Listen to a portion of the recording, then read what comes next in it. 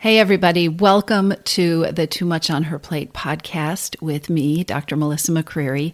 This is the place to be if you are ready to ditch the diets and find your own true way to creating freedom from overeating and emotional eating without more overwhelm and without more stress. Whether you are new to the podcast or a longtime listener, I made something for you. For a while now, I have been getting questions and comments from listeners saying, I love the podcast and I would really like a guide to how to digest past episodes. Where do I start? What would be most helpful? And so I've created a roadmap for you. The Freedom from Overeating Roadmap for Smart Busy Women is a guide to must-listen podcast episodes. It's your roadmap for how to get started or podcast episodes that you might want to revisit because they are super helpful for understanding the approach that I take in the podcast. And in addition to this free user guide, I have also included resources for beginning to address the reasons that you overeat. That eternal question that your brain wants to ask, okay, this is all very interesting, but what do I do? If you haven't downloaded it yet, go to toomuchonherplate.com/map, M-A-P, and grab your own copy of the Freedom from Overeating Roadmap and Podcast Guide. Hit pause, do that first, and then let's dive into this week's episode. Hey everybody, welcome back to the podcast. Today I want to talk with you about something that is so important if you want to lose those habits and those cycles of emotional eating and overeating. I recorded this episode after having a conversation with a client that was way too familiar, that I've just had so many times, and I decided it was important to record this episode and talk a little bit about it. In this coaching session, this client was listing some things that would really make her happy, things that she really wanted to do. And I asked her, why aren't you doing them right now? What's the barrier between you and doing these things? And she said, well, right now I'm working on my eating.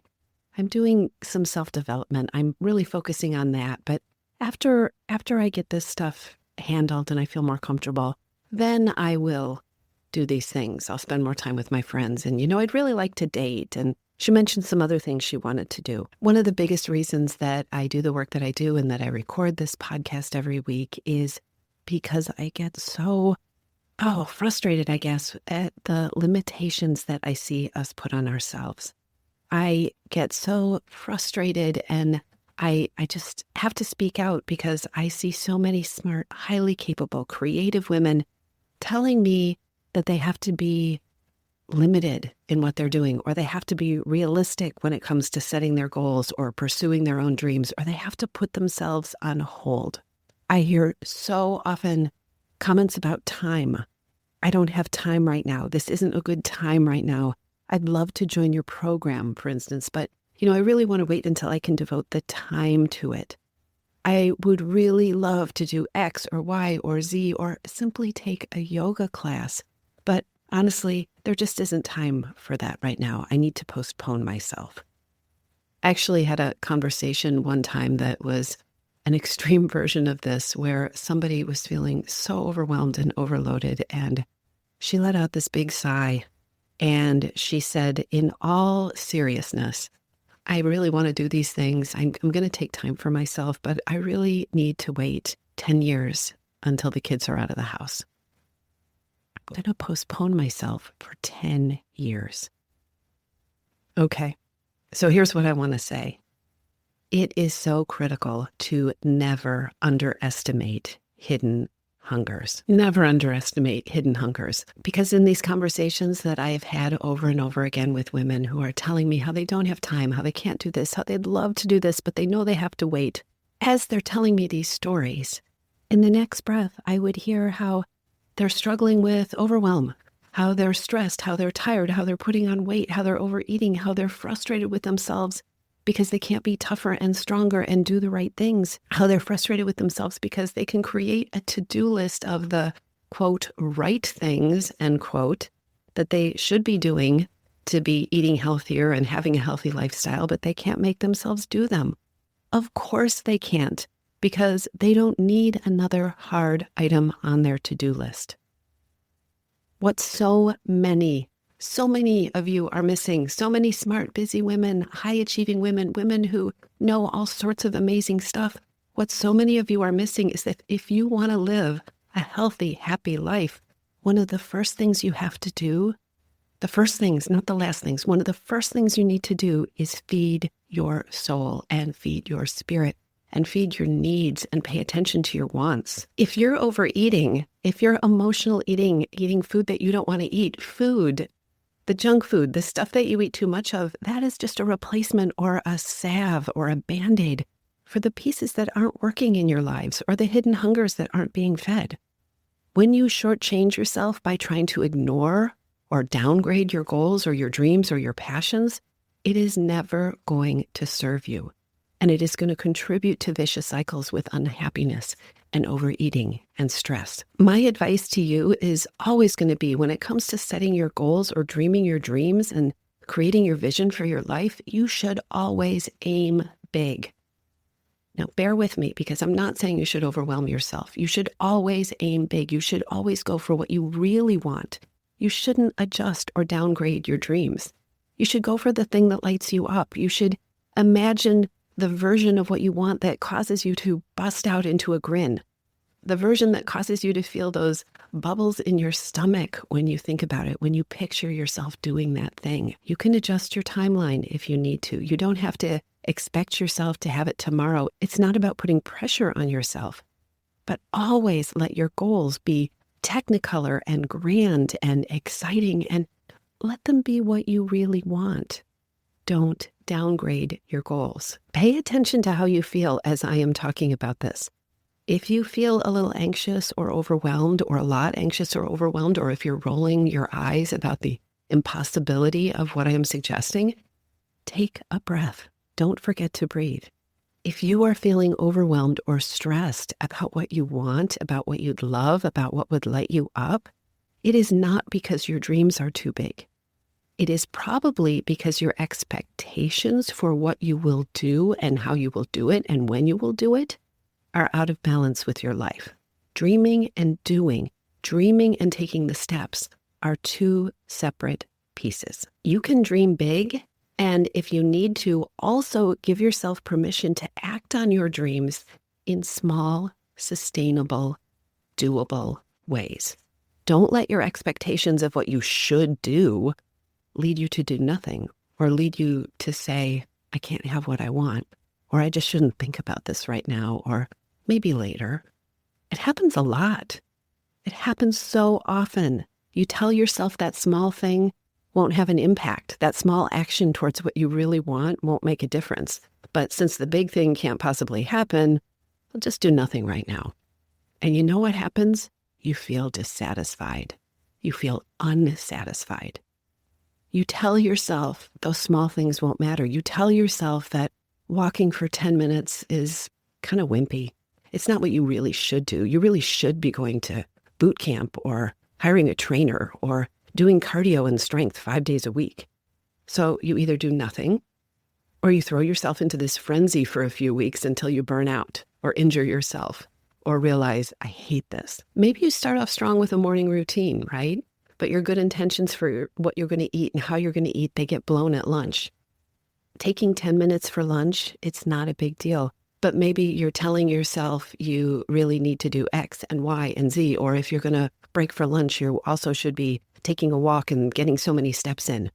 Or maybe taking the minutes to bring your lunch from home isn't that big a deal, but you tell yourself that what you really need to do is give up sugar and gluten and alcohol and caffeine, which makes you tired just thinking about it, so you do nothing. All or nothing. Maybe you're exhausted and you're sleep deprived, and you know it's contributing to most of the habits that you wish you weren't doing, or most of the things that you're procrastinating these days.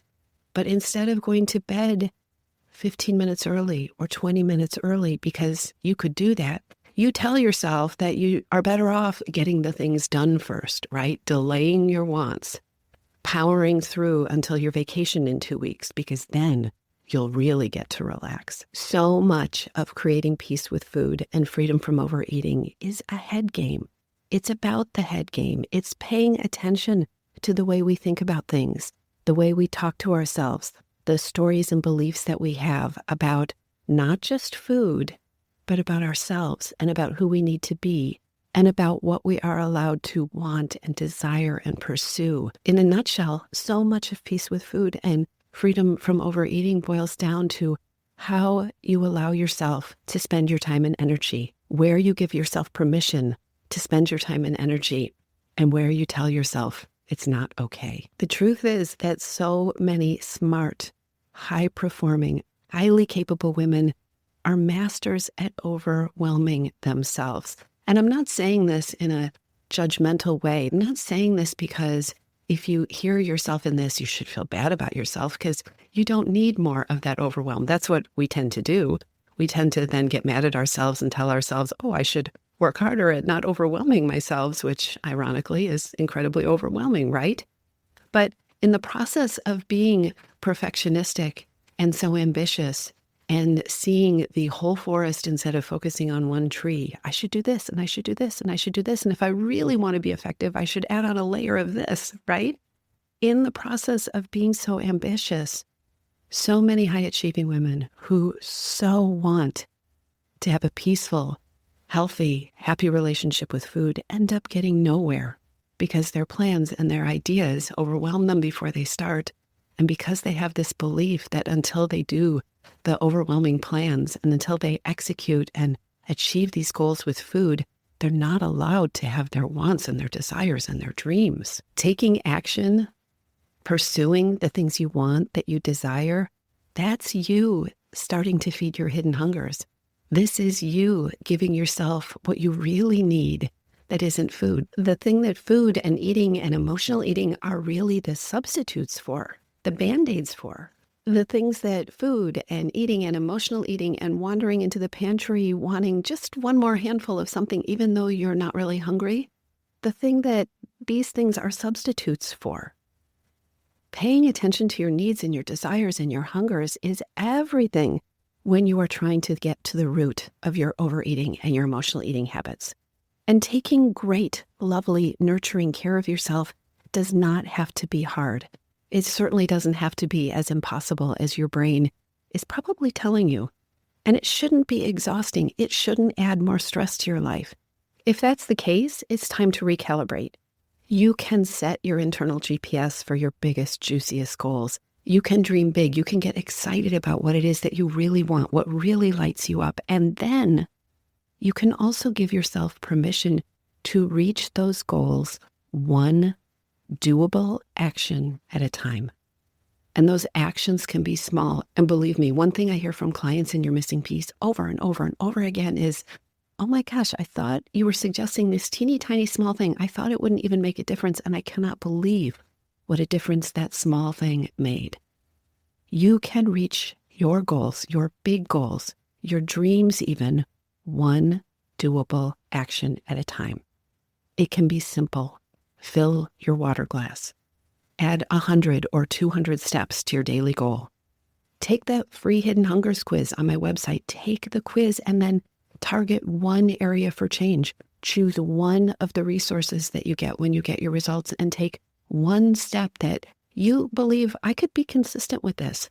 Maybe not perfectly, but imperfectly consistent. I could do this. Give yourself permission to focus on one meal or one problem area or one challenging time of day. Keep it simple and watch yourself keep moving forward. If you do this, if you're aiming for something that excites you, if you are taking steps that you can keep taking, your efforts are going to multiply themselves. And over time, their impact is going to broaden. Trust me, simple actions, they are also actions that you can be consistent with. And over time, they become automatic habits. Automatic habits are things that don't require a lot of effort, that don't add overwhelm to your life. And then results start to build on results. Best of all, you will not feel overwhelmed or overloaded, and you will be taking care of the reasons that you overeat. I hope this helps, and I'll talk to you soon. If you're ready to lose your overeating and emotional eating habits, and you are ready to step into a relationship with food that fits you, one that doesn't rely on willpower and deprivation, then now is the time to join your missing piece. Enrollment is open, and this is the perfect time to join me. Go to toomuchonherplate.com/freedom, or just click on the link in the show notes. Your Missing Piece is the program where I show you step-by-step how to create freedom from overeating with a unique combination of psychologist-designed, personalized work with me, coaching, and smart strategy.